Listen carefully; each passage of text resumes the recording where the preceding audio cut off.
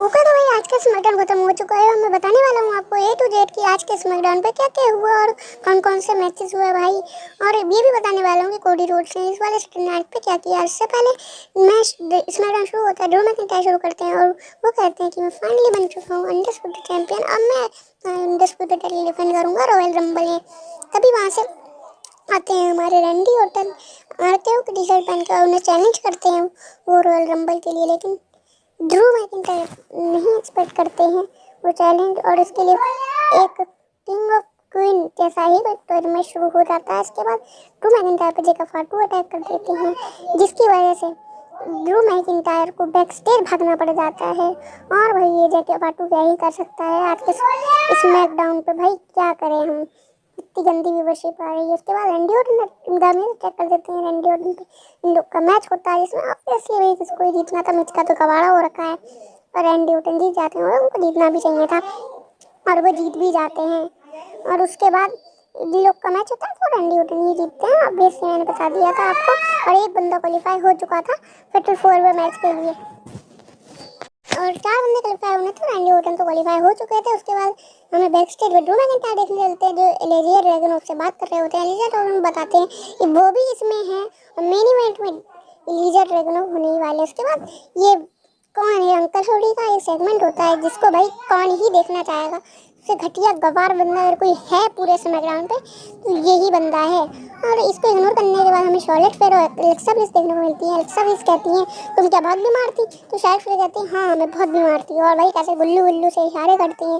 भाई देखो Alexa bliss और मतलब शॉर्लेट फेयर की एक टीम बन चुकी है, तभी ये लोग आपस में सेगमेंट कट करते हैं। अब एलेक्सा ब्लिस का भी कोई ऐसे ही हाल है जैसा मिस का है, इन्हें एक टीम में डालने के बाद से ही। उसके बाद जब इन लोग का सेगमेंट चल ही रहा होता है तभी बीच में आ जाती है नाया जैक्स और लैश लेजेंड जो एलेक्सा शार्लेट फ्लेयर को अपनी टीम में डालने की कोशिश करती है, लेकिन शार्लेट फ्लेयर मना कर देती है। कभी एलेक्सा ब्लिस को कहती है कभी शार्लेट फ्लेयर को कहती है। उसके बाद गिलिया की टीम का मैच होता है शार्लेट फ्लेयर और एलेक्सा ब्लिस से, जिसमें ज़्यादा कुछ नहीं होता, ऐसे रैंडम मैच होता है और उसमें ऑफकोर्स जीतना जैसे ही था शार्लेट फ्लेयर वो जीता है। शार्लेट बेजी में निकल जाता है, भाई माफ़ कर देना बार बार। उसके बाद ये लोग जीत जाते हैं। इसका आगे वो स्टोरी बनने वाली है तो ये मैं देखना इतना जरूरी तो नहीं है, वही रोमांस की स्टोरी रहती है तगड़ी चलती नहीं है, तो फिर भी मैंने बता दिया आपको एक सीन के लिए। उसके बाद गिलिया की टीम पे अटैक कर देती एलेक्सा और इसकी टीम पे अटैक कर देती नाया जैक्स और लैश लेजेंड। उसके बाद गिलिया की टीम का इनके साथ फेसअप होता है। उसके बाद हमें फिर से अंकल हाउडी की 2 कॉपी देखने को मिलती है। तक सोल से ने उसकी लाइट पेन चुरा रखी थी। ये भाई क्या बोलूँ मैं इसको। उसके बाद इन लोग का एक सेगमेंट होता है जिसको भाई मैं इग्नोर करता हूँ, उससे घटिया यही है। उसके बाद हमें कोडी रोड्स देखने को मिलते हैं जो कहते हैं ड्रू मैकिंटायर तो चैंपियन बन चुका है लेकिन मैं उसे कॉन्लेप्स करने नहीं आया हूँ, मैं कहने आया हूँ कि मैं उसे कायरो की तरह चैलेंज नहीं करूँगा। और इसके और क्या, ड्रू मैकिंटायर ऐसे ही है और कोडी रोड्स ऐसी गाली वाली बकते हैं ड्रू मैकिंटायर को, लेकिन उन्हें चैलेंज नहीं करते हैं। वो रॉयल रंबल के लिए ड्रू मैकिंटायर को कोई और चैलेंज करने वाला है भाई, ठीक है। रॉयल रंबल के लिए कोई और ही चेंज करेगा। जिसके बाद हमें चिका फाटू देखने को मिलते हैं, नहीं इसके बाद हमें कोई नहीं देखने को मिलता है। इसके बाद मैट कार्डोना हमें देखने को मिलते हैं ड्रू मैकिंटायर के साथ, जिनका मैच हो सकता है नहीं होगा वैसे।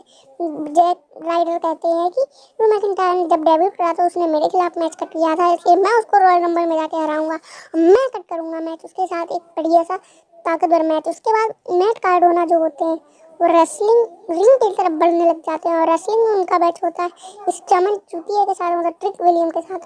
ट्रिक विलियम्स जो होते हैं वो मैट कार्डोना को एक तालिश के टुकड़े की तरह हरा देते हैं। और क्या बोलूँ भाई, ये बंदा तो जब से आया है तब से इसका कबाड़ा ही हो रखा है और अभी ने कोई टाइटल भी जितवाने नहीं वाली है, ये बस रिटायरमेंट के लिए ही आए हैं अपनी। फिर एक टाइटल पुराना स्टार है तो पुराना हो चुका है। इसके बाद पिट विल्सन आ जाता है, देने कहाँ से ये अटैक कर देता है। किस पे अटैक कर रहा है, ट्रिक विलियम पे अटैक कर देता है। इसके बाद ये बंदा अपना प्रोमो कट करता है तो जेको फाटू पीछे से आ जाते हैं। जेको फाटू इस बंदे को मार मार के इसको रिंग से बाहर भगा देते हैं।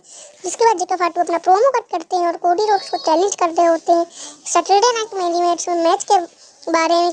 और उसके बाद कोडी रोड्स आ जाते हैं, उनके बीच ब्राल हो जाती है और रेफरी आके रोक लेते हैं। पहले वाली थोड़ी ब्राल होने वाली है, इसमें का जमाना तो है नहीं, हमें पता था यही होने वाला है। इसके बाद इन लोगों में ज़्यादा कुछ होता नहीं है, सिक्योरिटी गार्ड से इन्हें पकड़ के लिए जाते हैं और इसके बाद इन लोग का मैच ऑफिशियल होता है मेन इवेंट में नेक्स्ट सैटरडे को कोडी रोड्स से जेका फाटू का। देखो पोस्टर देख सकते हो आप लोग, ऐसे में दोनों दिख रहे हैं। उसके बाद हमें सोलो स्क्वायर देखने को मिलते हैं जो लालटेन के साथ एंट्री करते हैं, और उनका रैंडम मैच नहीं था, स्मैकडाउन पे इनका एक मैच था जिसमें कि डेमियन प्रीस्ट ही जीतेंगे, और वो जीत गए। डेमियन प्रीस्ट जीत जाते हैं, जिसके बाद हमें क्या देखने को मिलता है, कुछ नहीं। फिर सोलो स्क्वायर नौटंकी करने लगते हैं, लालटेन उठा के देखने लगते हैं कि भाई मैं तो अंकल आइड हूँ, ये कर सकता हूँ, वो करता हूँ। फिर ये लोग वाइट सिक्स अटैक कर देती है उनके ऊपर। फिर होलियो आते हैं, वो लालटेन फिर से चुरा लेते हैं। ये भाई इनका कोई स्टोरी नहीं है, लालटेन के पीछे ही इनका मैच होता रहा है। लालटेन चैंपियनशिप क्यों नहीं बना देता ट्रिपल एच। इसके बाद सोलो स्क्वायर चले जाते हैं अपना सेंटिनो मरेला वाला सारा करके। उसके बाद क्या ही देखने को मिलेगा, इनकी स्टोरी सबसे घटिया स्टोरी स्मैकडाउन पे इनकी है। डेमिन पेज भी क्वालिफाई हो चुके थे, अब एक लास्ट बंदा रह गया था एलेजिया ड्रैगनोव, उसको कौन फेस करेगा ये देखना हमें था। और फिर हमें सेमी जेन देखने को मिलते हैं बैक स्टेज पे। ये बंदा भी इंजर्ड था, लेकिन अब ये ठीक हो चुका है टाइटल हारने के बाद से। तो ये चैलेंज करते हैं कि ड्रू मैकिंटायर को कि मैं ही तुमको चैलेंज करूंगा। उसके बाद बेकी लिंच और सेथ रॉलिंस का अनरियल के लिए प्रचार देखने को मिलता है। इसमें ज़्यादा कुछ नहीं होता है, मैं इसको करता हूँ। सेथ रॉलिंस दवाइयों के बाद बैठे होते हैं। उसके बाद कार्मेलो एस देखने को मिलते हैं जो अपना यूनाइटेड स्टेट्स टाइटल डिफेंड करते हैं। हर सैटरडे स्मैकडाउन पे इनका मैच देखने को मिलता है। कौन था ये, TNA से कोई बंदा आया हुआ था, उसके साथ देखने को मिलता है। इस मैच में ज़्यादा कुछ होता नहीं है, सिर्फ कार्मेलो एस सिंपल ही एक फिनिशर लगा के जीत जाते हैं आसानी से इस मैच को। उसके बाद हमें बैक स्टेज सिंसियर नाकामुरा देखने को मिलते हैं, उनको फेस करते हैं यहाँ पे वही टामाटोंगा। और ये बंदा जिंदर मैन की कॉपी है, और वही ब्लड लाइन फिर से टूटने वाली है, क्योंकि टामाटोंगा इस बार जरूर अलग होगा, और इनका भी ऐसे ही कचरा कर दिया जाएगा एक दो बार टाइटल जितवा के। और इन लोग का शायद टीम के लिए प्लान हो रहा था, लेकिन चाइनीज में कुछ बोलते हैं सिंसियर नाकामुरा, लेकिन समझ नहीं आता है। अब क्या ही समझेंगे, चाइनीज ये चाइनीज सुपरस्टार है ना, तो यही होता है। उसके बाद हमें बैक स्टेज पे जॉनी करवाने देखने को मिलते हैं, 2 XCM देखने को मिलते हैं। तमाशा के पता फायर हो चुके हैं कंपनी से।